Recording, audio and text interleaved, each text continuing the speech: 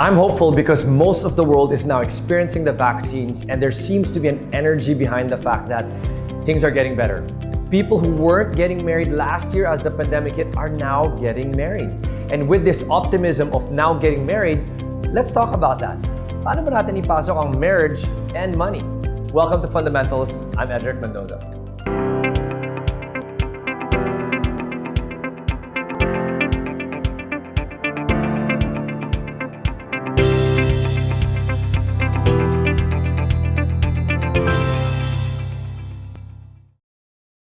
Many of us know that the number one or one of the top reasons marriages do not last is because of money.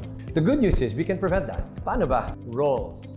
What are the roles in marriage? If you know what these roles are, even in the area of money, then you will prevent money issues. How do we do that? Ayan, pag-usapan natin yan. I want to use the C level. C, letter C.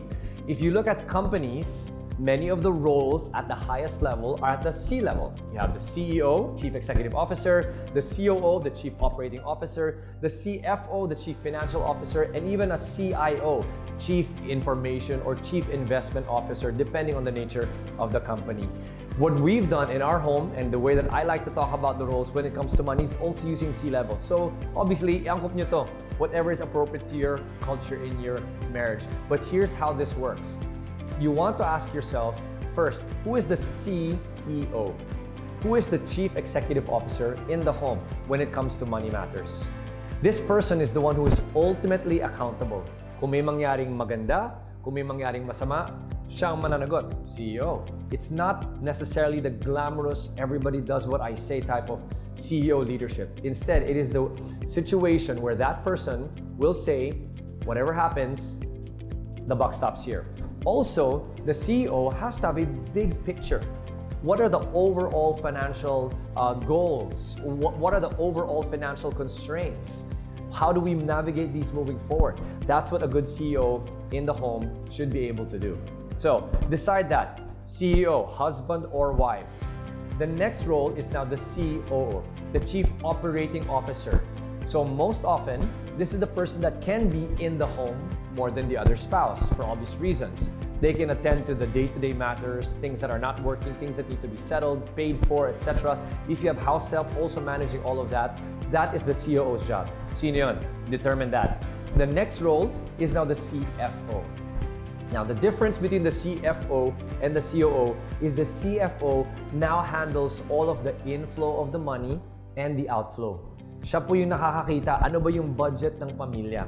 Nasusundan ba ito? Natatrack ba ito? Yeah, whoever the CFO is should be in charge of doing that. So, here's a side tip. If you are the CFO or whoever that spouse is, make sure that the other spouse, the one who is not, is now able to have what's called a fun fund. We like calling it a fun fund. Why? You can do whatever you want with that fund, with that budget. Para walang problema. What often happens in marriages is whoever the CFO is, the person who controls the money coming in and sees where it's going is, the other spouse now has to ask that person constantly, even for small things. Alam mo, lalabas ako, bibili ako ng Starbucks, pwede ba humingi ng ano dyan? It becomes awkward, or sometimes the money just kind of goes and people don't get to track it properly. So the CFO, since the CFO sees everything, allow the other party, the spouse, to now have a fun fund. Do whatever you want, discretionary budget. That way there's less tension. So, we have the CEO, the COO, and then the CFO. Mag-share ako ng mabilis dito. In our family, because we are Christians and we're very big on our faith, part of what we've learned is the marriage roles in general, whether we like it or not, says that the man must be the leader. He's the one ultimately accountable for what happens in the marriage and in the home. And because of that setup, I have become the CEO and I have continued to be the CEO in our home, whether I like it or not. Now, as I have been the CEO, the decision of the COO and CFO are now practical calls. Sino ba ang mas mahusay sa pag-track ng mga budgets? Whoever that is, assign that. In our family, as we first got married, my wife was the COO. She managed the home affairs, even if we were both working at the start. But because I was more comfortable with numbers and I liked tracking all these things, I was the CFO. Sa simula, we started very simply at mahaba pong kwento yan, but I will not overshare for this time.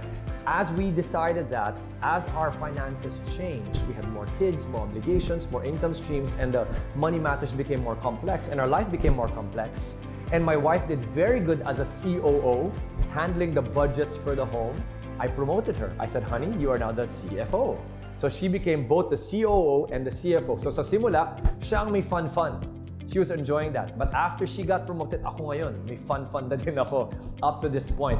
And it's very important to distinguish that because now even as the CEO, I see the big picture. My wife is the CFO. She makes sure that all the inflows and outflows are managed properly. And she no longer has had to work. As a few years after our marriage, we made a difficult decision about the dual income household because we had more kids. Marami po kami anak. So as we decided that, she then stepped down from her work. We tightened our belts, but God blessed even those decisions because He opened doors for me.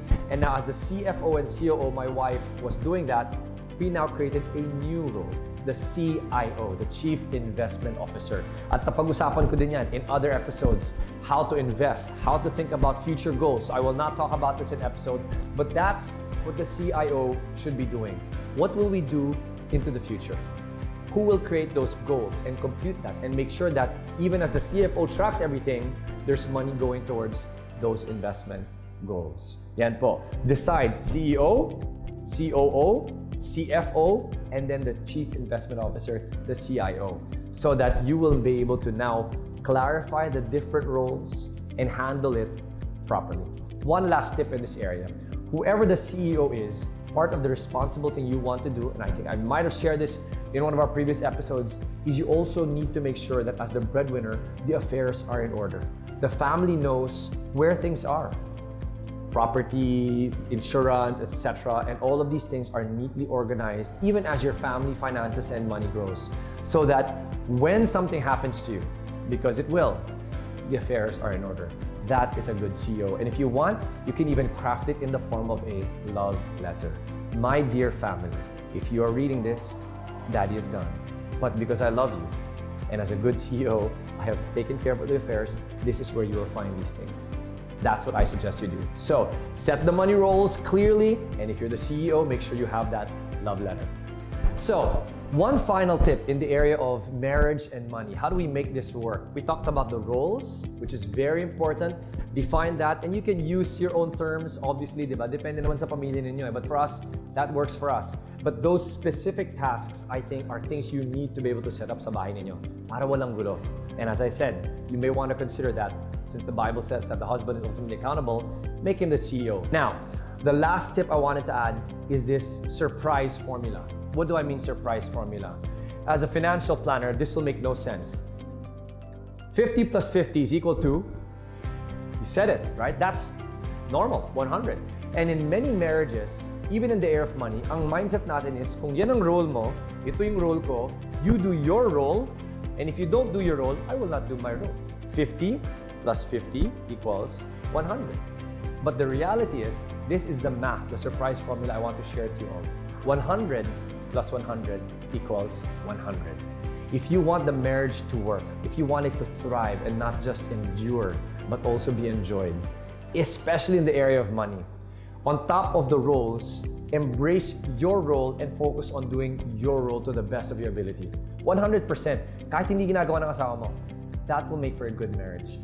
Because instead of focusing on the other person and getting frustrated that they're not doing what they're supposed to do, we can't really control them. Instead, control what you can, focus on yourself, do your role, be the best CEO you can be the best COO you can possibly be. And as you respectively focus on that, dun yung makita the magic of the formula. You will suddenly realize, wow, because I'm focused on this instead of my spouse, my energy is allowing me to do the things that I am supposed to be doing very well. That's my final tip.